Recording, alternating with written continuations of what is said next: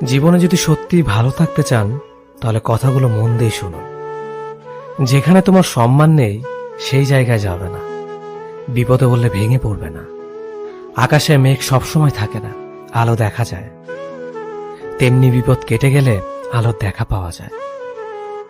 যে যখন তখন বদলে যায় তার থেকে দূরে থাকবে। অন্যের কাছ থেকে কখনো প্রত্যাশা করবে না। যে কোনো কিছু বুঝতে চায় না তাকে কিছু বোঝাতে যাবে না। যে তোমার রাগ অভিমানের মূল্য দেয় না তাকে কখনো রাগ দেখাবে না। যে সত্য বললে রেগে যায় তার রাগ ভাগাবে না, কারণ সে নিজেকেই বড় মনে করে।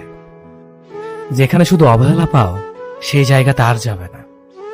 অন্যের খুশিকে প্রাধান্য না দিয়ে নিজের খুশিকে প্রাধান্য দেবে। অন্যকে তোমার দুর্বল জায়গাগুলো বুঝতে দিবে না, তাহলে সে সেই জায়গাতেই আঘাত করবে।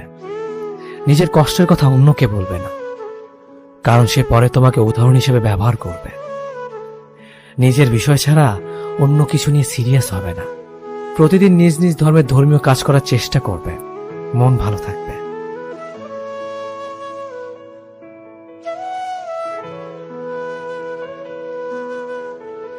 সেদিন আমি আমার সর্বোচ্চটুকু দিয়ে আপনাকে আগলে রাখতে চেয়েছিলাম, অথচ আপনি খুব নির্মম ভাবে আমাকে একা করে দিয়ে চলে গেলেন, বড্ড বেশি একা করে।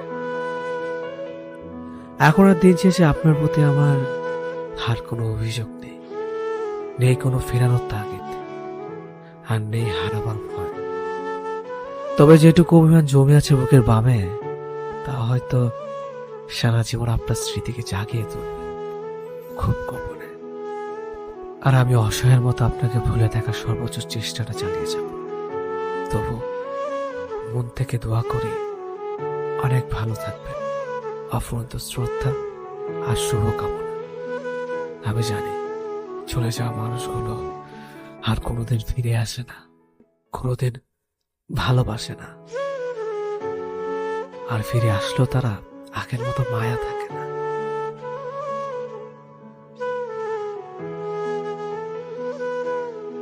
যে ছেলেরা পাশে বসা মেয়েটিকে ওড়না ঠিক করতে দেখলে আলগোছে চোখ সরিয়ে দেয়, সেই ছেলেগুলি ভীষণ লাজুক হয়। গাদাগাদি বাসের ভিড়ে কোনো এক মেয়েকে দাঁড়ানো দেখলেই নিজের সিটটা ছেড়ে দিয়ে বলে, আপনি বসুন। মেয়েটি একটা কৃতজ্ঞতার হাসি দিয়ে বসে ঠিকই, তারপর তাদের দিকে আর ফিরে তাকায় না। সে ছেলেগুলি চিরকালই অগোচরে থেকে যায়। সেই ছেলেগুলি টিউশনের টাকা একটু একটু করে খরচ করে। মাসের শেষের দিনগুলোতে খাবার বিল দেওয়ার ভয়ে সকালবেলা না খেয়ে ক্লাসে ছুটে।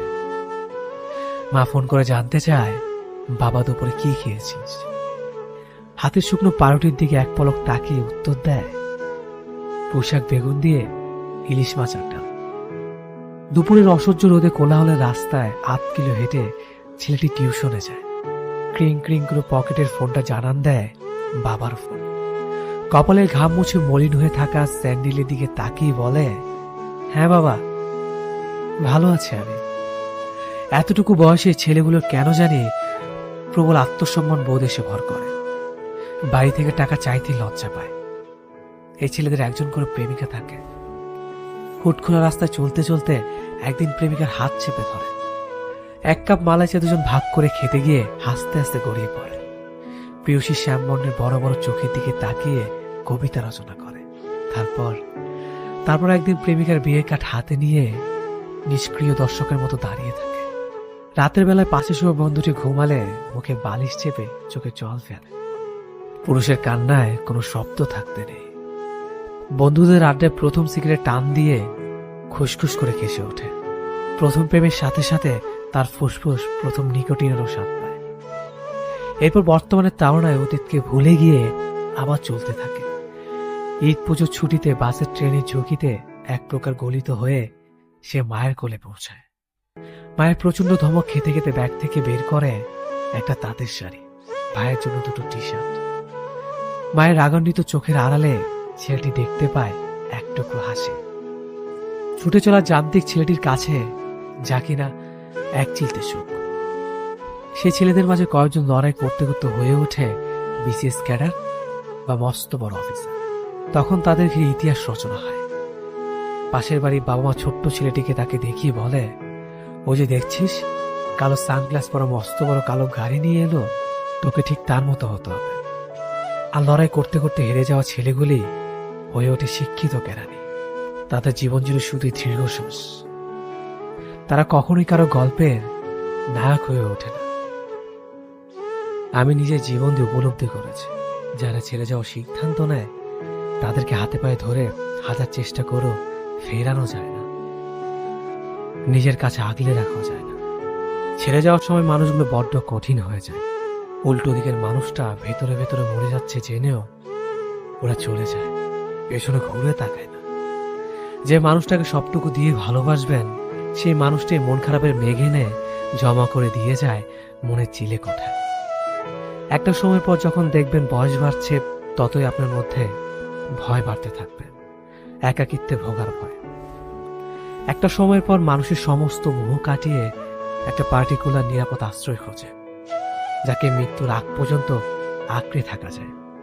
কাঁধে মাথা রেখে একটা গধূলি বিকাল বসে থাকা যায়। রাত গভীর হলে বুকে মাথা রেখে একটু শান্তিতে ঘুমানো যায়। রংচটা একটা ঘরের সংসার পাতা যায়। তাই যারা ছেড়ে যেতে চায় তাদেরকে যেভাবে হোক আটকে রাখতে চায়। কিন্তু ওই যে বললাম, যারা ছেড়ে যায় তারা ছেড়ে যাওয়ার সিদ্ধান্তটা আগে থেকে নিয়ে ফেলে। আমরা আসলে সবটাই বুঝি, কিন্তু বুঝতে চাই না, চোখ বন্ধ করে রাখে। ঠিক ছেড়ে যাওয়ার জন্য তারা অবহেলার ত্রুটি রাখে না। খুব ছোট ছোট কথায় তারা বিরক্ত হতে শুরু করে। সারাদিনে 2 মিনিটের জন্য কথা বলতে চাইলেও সাফ জানিয়ে দেয় ব্যস্ত আছে, ভীষণ চাপ। মেসেজ পাঠালে আনসিন হয়ে পড়ে থাকে, অথচ ঘন্টা পর ঘন্টা আড্ডাদের টাইম লাইনে, নিউজ ফিডে। আলটিমেটলি তাদের ছেড়ে দিতে হয়। তাদের সিদ্ধান্তকে সম্মতি জানিয়ে তারা বলার আগে দরজাটা খুলে দিতে জানতে হয়। আবার কোনো কোনো সময় এই মানুষগুলো ফিরেও আসতে চায়, ফিরে আসা যায়, কিন্তু ফিরে আসা গেলেও ফিরিয়ে নেওয়া যায় না বোধহয়। এই যে তুমি বারবার চলে যেতে চাও, আমি আটকে রাখি, ভালোবাসার দোহাই দেই। তুমি কি দয়া করে থেকে যাও, নাকি ভালোবাসো বলেই থেকে যাও? একদিন যেতে চাইলে যদি পথ আগলে না দাঁড়ায়, তোমাকে আটকে না রাখি, অধিকার ছেড়ে করুণ চোখে তাকিয়ে থাকে, তুমি কি থেকে যাবে, নাকি মুক্তি পাওয়ার আনন্দে মুখ ফিরিয়ে চলে যাবে? এই যে শাসন করে তোমাকে, একটুতেই রাগ দেখাই, ভালোবাসি বলে পাগলামি করে যাই, তুমি কি এসবে বিরক্ত, নাকি বুঝতে পারো এসব ভালোবাসা শুধুই ভালোবাসা? ধরো বিচ্ছেদটা হয়েই গেল, মাঝখানে কথা হয়নি আমাদের, একদিন হঠাৎ করে দেখা হয়ে গেল, তুমি কি তীব্র ঘৃণায় আমার দিকে তাকাবে, নাকি বলবে তোমাকে আমার খুব প্রয়োজন, নাকি সেদিন অস্পষ্ট কাহিনীতে আরো বেশি অস্পষ্ট হবে অসমাপ্ত গল্পটা? অসম্ভব ঝগড়া করার পর যখন তুমি সব ভুলে আমাকে কাছে টেনে নাও, বিশ্বাস করো তখন যে অনুভূতিটা কাজ করে সেটা তোমাকে কখনো অনুভব করাতে পারবো না। প্রচন্ড ঝগড়ার পর যখন বোঝাতে থাকো আমাকে কি করলে ভালো হবে, কোনটা করলে ঠিক হবে, আমি তখন নতুন করে তোমার প্রেমে পড়ে যাই।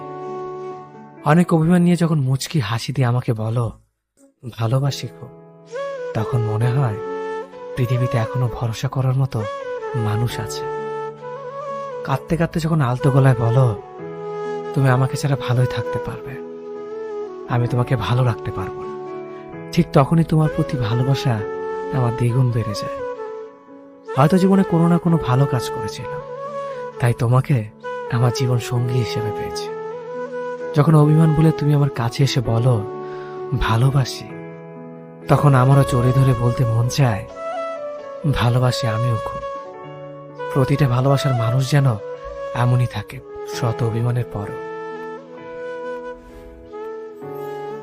যে ছেলে সারাদিন বন্ধুদের সাথে আড্ডা দিতে ব্যস্ত থাকত, সেই ছেলে একদিন অতীত ভুলে পরিবারের জন্য খাবার জোগাতে ব্যস্ত হয়ে যায়। যে ছেলের দ্বারা কোনো কিছু সম্ভব নয়, সেই ছেলে একদিন কোনো কাজেই ছেড়ে যাবে না। যে ছেলেটা সারাদিন ফোন টিপে নিয়ে সবসময় বকা শুনতো, একদিন সেই ছেলের সাথে কথা বলার জন্য সবাই অপেক্ষায় থাকবে। কাজের চাপে, পরিবারের চিন্তায় ফোন কি আর মনে থাকে? আজ যে ছেলেটাকে নিয়ে হাসি ঠাট্টা করা হচ্ছে, একদিন সেই ছেলেটাই সবার গর্বের কারণ হবে। সত্যি ছেলেদের জীবনটা এমনই হয়।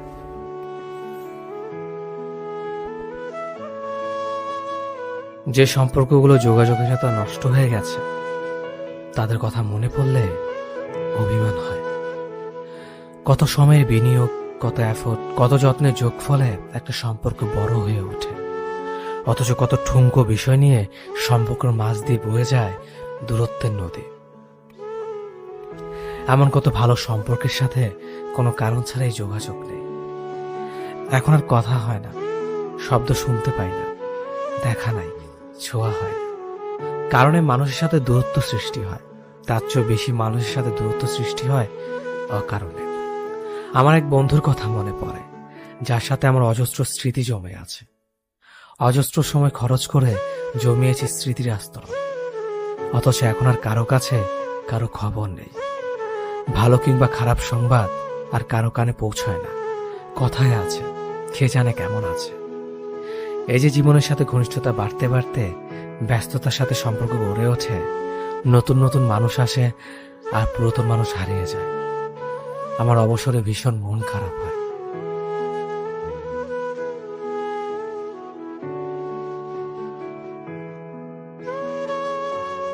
দুনিয়াতে অতিরিক্ত ভালো মানুষ এবং নরম হয়ে থাকাটা আসলেই লস প্রজেক্ট। নরম মানুষকে সবাই পেয়ে বসে, তাকে সবাই ভেঙে খায়। যতদিন আপনি কারো বাজে ব্যবহারের বিপরীতে তার মুখের উপর উচিত জবাব দিতে না শিখবেন, ততদিন মানুষ আপনাকে অপমান করেই যাবে। কেউ চর মারার মতো কথা বললে তাকে চটটা মেরিয়ে দিতে হবে।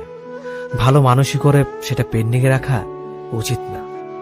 কেউ চর মারার মতো কথা বলে আজকে আপনার কাছ থেকে পার পেয়ে গেলে কালকে সে আপনাকে আরো বাজে কথা বলবে। তখন আপনার নিজের মানসিক যন্ত্রণার জন্য আপনি নিজেই দায়ী থাকবেন। স্ট্রেট ফরওয়ার্ড হন, স্পষ্টবাদী হন। কেউ আপনাকে রুড বলবে, কেউ আপনাকে অ্যারোগেন্ট বলবে, কেউ বলবে বেয়াদব, বলুক। মাঝে মাঝে নিজের আত্মসম্মান বজায় রাখতে একটু রুড, অ্যারোগেন্ট হতেই হয়।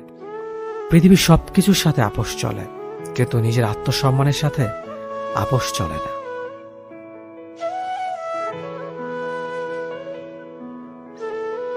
মানুষ তার দুর্বলতাকে নিজের সরলতা ভাবে, অথচ এটা সরলতা নয়, এটা এক ধরনের অলসতা। বেশিরভাগ মানুষ কারো প্রতি দুর্বল হয়ে থাকা নিয়ে এক ধরনের গর্ববোধ করে। নিজেকে স্বচ্ছ প্রমাণের চেষ্টায় এই দুর্বলতার বহিঃপ্রকাশ তাকে নানান জায়গায় গ্রহণযোগ্য করে তোলে। অন্যের সহানুভূতি পেতে সাহায্য করে।